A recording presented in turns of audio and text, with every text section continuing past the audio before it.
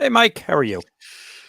Good, but my chair is still squeaky. I thought you were going Oh, to do something you. about that. You know what? That's just not in my budget.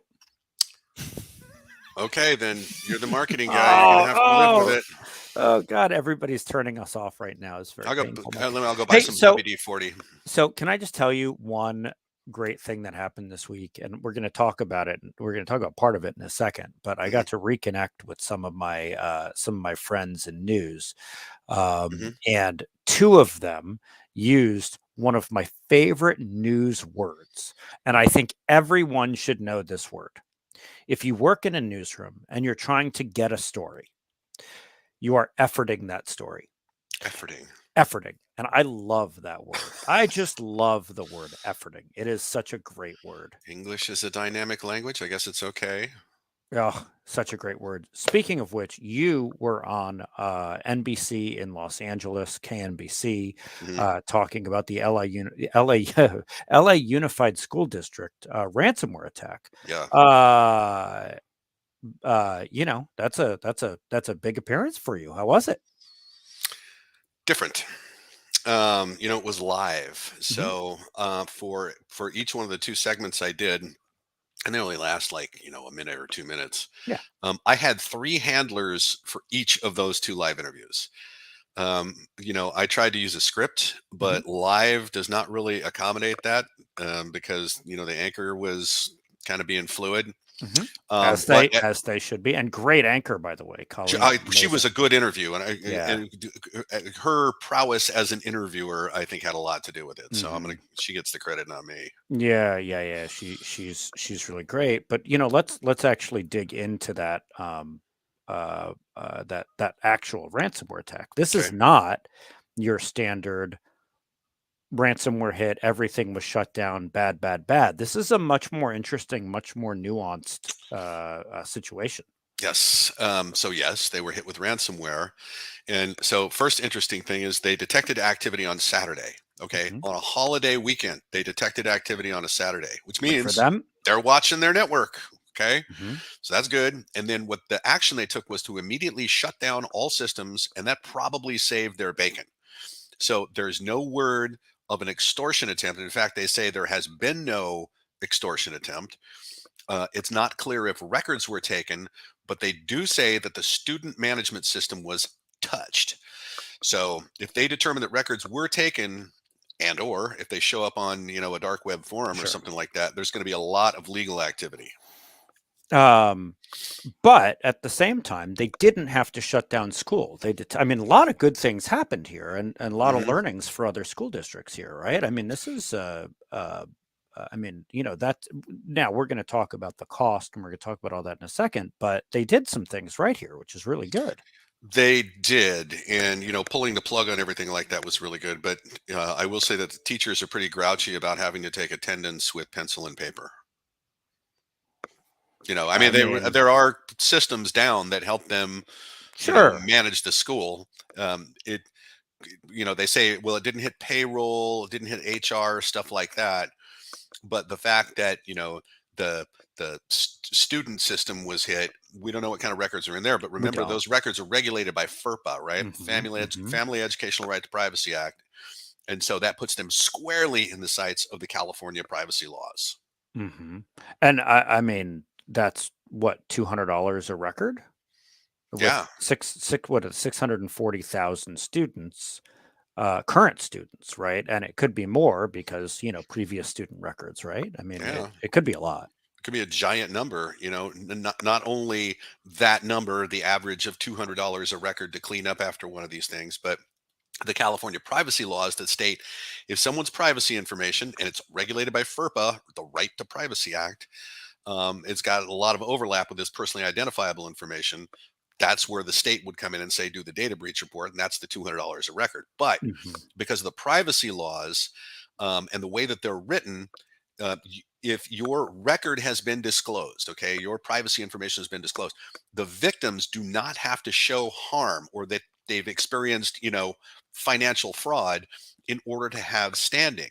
So a class action is possible. And this is like uncharted territory for a school district, I think. Yeah, I mean, that sounds bad. I mean, can you sue a school district like that? I don't know. It's you're suing yourself, frankly, right? I mean, taxpayers have to pay for that. So I don't know how this thing is going to. In Or an my insurance feeling company? is they stop this from happening in the middle of it, and they haven't been contacted by a gang. Records aren't showing up online, and they may have dodged a bullet. That's what I Mm, think. mm, But s- you know, it's a possibility for lawsuits, right? And speaking of lawsuits and the like, mhm. have you been tracking the former CISO of Uber and what's going on there? Yeah, right on my Uber app. He's right now in downtown Seattle in a car. No, No, what's the it's not no, what I mean. sorry. It's not what I mean. I'm just kidding. Totally kidding. Yeah, he'll be No, here I in mean, 5 minutes. Yeah, he's in a Prius. No, I mean what I read is he's on trial for making false claims about the state of right. security to the executives. Ugh. Hmm. And if he's convicted, I mean, I suppose that could, that, unlike the LAUSD situation, could set a precedent for who's at fault in a data breach. Exactly, right. And so this has CISOs everywhere reading up on D&O insurance, director and officer insurance, Uh-huh. and possibly other professional insurance. So not a good look here, Uber. Beating up your CISO after a breach is not going to attract security talent to your company. But there's more talk about this topic too, including claims made by cybersecurity service providers. If they're claiming they have a capability and it turns out they don't, and the lack of the stated capability has something to do with a security event, the Federal Trade Commission will come down with this False Claims Act. So the security industry right now has radar way up about all of this. And I mean, since I do run marketing, I can say we stand behind all of our claims of capabilities. We actually do detect when an asset's been compromised. We actually can take action to quarantine the asset and limit, further impact if that's what our customers want us to do. And our consultants actually do assess and prepare our customers to meet security requirements and frankly, protect themselves against getting hit in the first place. Yep. And by the way, I just heard yesterday about another CISO that left another big name company. And I think we'll be talking about it next week, but we'll see. Um, I don't even know if you know about this one. I should tell you about that, but not while we're live. Who else? So, what else is going on in cyber this week, Mike? So let's talk about who got hacked, I guess. Mm-hmm. TikTok Oh, breach God. of 2 billion users' information. They deny it, or at least they did in the beginning, but the records are apparently on a dark web forum. So there you go.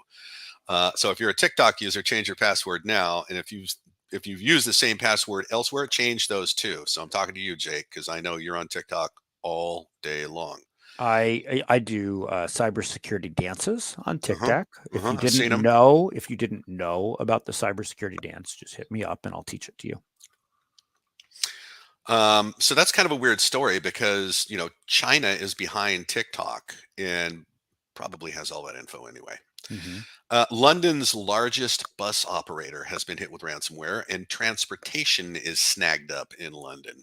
And I have another transportation sector story I'll talk about later. Um, um, Holiday Inn International Hotel Group Mm. has been downed through an attack through Holiday Inn, okay, which is one of their subsidiaries. So right now you have to call hotels directly because online reservations are not working.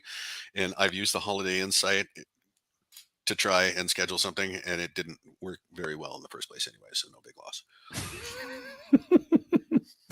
uh, That's true. the London transportation one, big. Do they know who's behind it? Is that a criminal gang? Probably looks like a criminal gang, no matter who really did it, right? Yeah. It also could have been activists, but that's an awful weird axe to grind, right? Let's take down the bus system and just make people late to work and whatever. Ransomware in the health sector is going back up after a short hiatus, and Mm. you and I talked about how I thought the drop in the use of ransomware was temporary. And in fact, there's one study that says detected cyber threats. Okay, that's really spongy language. Okay. have gone up 52% in the first half of 2022. Right? That doesn't say incidents. That says detected cyber threats. Okay, do we get Hmm. scanned more? I don't know what that means, but the noise level is going up. That's not good. Hmm. All right. Well, I mean, one of the things we did, and one of the reasons we talked about it is, our healthcare data breach report for the second half of this year, or that we did in the first half of the year. And if folks need that, email me, jake@criticalinsight.com, and I'll make sure to get it to you. We've had a lot of interest in it, actually, more than ever before, which is interesting because the numbers went down a little bit, Yeah. but the interest has gone up. Um, Anyway, I mean, I don't know. We'll see what happens in the second half of this year. But I mean, as we indicated in our webinar, we're already seeing breaches that happened in like July Hmm. that will make the numbers go back up. So, by the way, Mike, what's happening in government? I mean, or I guess all governments. I'm reading that countries are being hacked. All over the place. Albania, and remember that started with Costa Rica, and I don't know that they're fully recovered. After all this time, there was one article that you sent in the blast about how they didn't pay the extortion demand, and then spent $3 million a day to go through recovery efforts. In principle, I get it, but I mean that's a lot of wasted money. It is And by the way, I'm not saying they should have paid the. yeah, neither am I. I mean, the elected officials are probably taking a beating because of this, but if you capitulate to these gangs at the level of an entire nation, that's going to embolden them. And in fact, this is what it looks like, right? Many countries have been attacked at this point. Mhm. You brought up Albania; that's the most recent visible example, but Montenegro, Romania, the Czech Republic, there are countries in Africa, Japan have all been hit. Mainly with annoying website defacements and denial of service attacks, but there's also infrastructure being hit, like the London Mhm. bus system.